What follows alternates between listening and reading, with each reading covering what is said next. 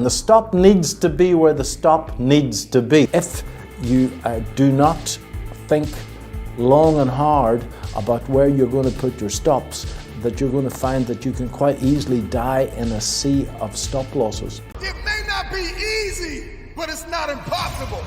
Institutional traders will buy at the level. Now, most traders will put their stop loss a tick under the last low, and they will invariably put their stop loss at exactly where the institutional orders are. I think that institutional traders are just doing what institutional traders do, putting their entry points at very good levels. If you are trading at the institutional level, it's not always easy to get filled. 43 sounds really tight.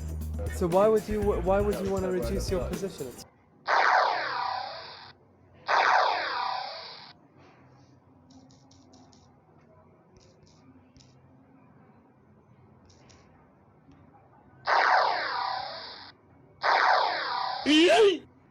At the retail level, if you want to buy 100 shares, you want to buy the pound against the dollar at a 5 or a point, you press the little button and you've got it. At the institutional level, it's not that simple, and you've got, on occasions, to actually generate the liquidity to get aboard. I don't think that anybody looks at where the stops are, but they will say to themselves, well, we know pretty sure that most of the stops will all be crowded around this obvious level.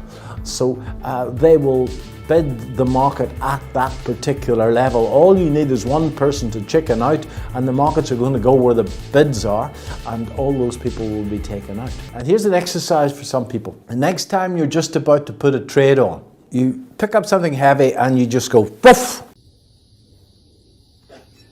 Oh.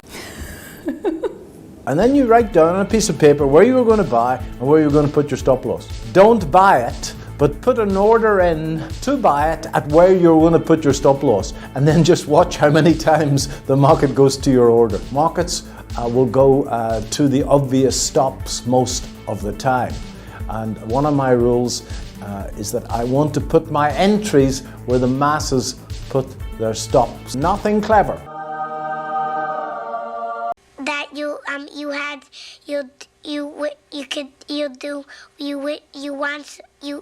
could do so.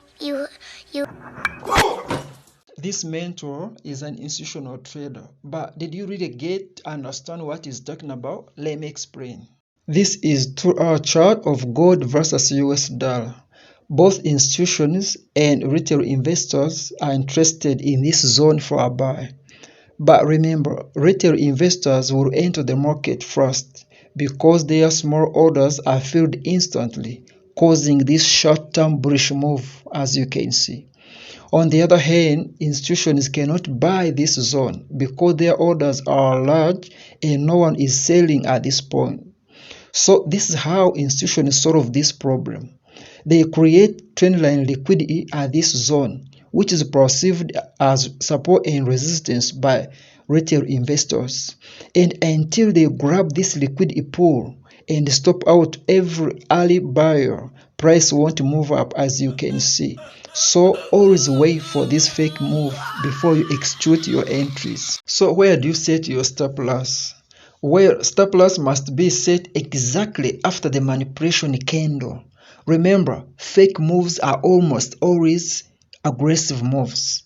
As you all can see, this was a valid buy setup, but price did not buy that much until this manipulation move happened.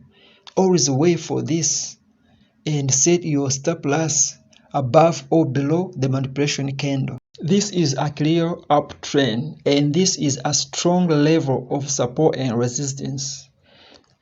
It was broken and retested like this. At this point, using break and retest strategy, we are supposed to buy at this point. This is M pattern, which is a bullish reversal chart pattern, and this is bullish engulfing candlestick pattern, which is an additional confluence for a buy. So this is a valid setup for a buy. Look at what happened, guys. Price stopped out people who entered the trade early. This is what price usually does. It stops out early entrants before a move. It was a clear buy setup with M pattern and engulfing candlestick pattern, but all those traders who took the entry early were stopped out by this move before the actual move like this.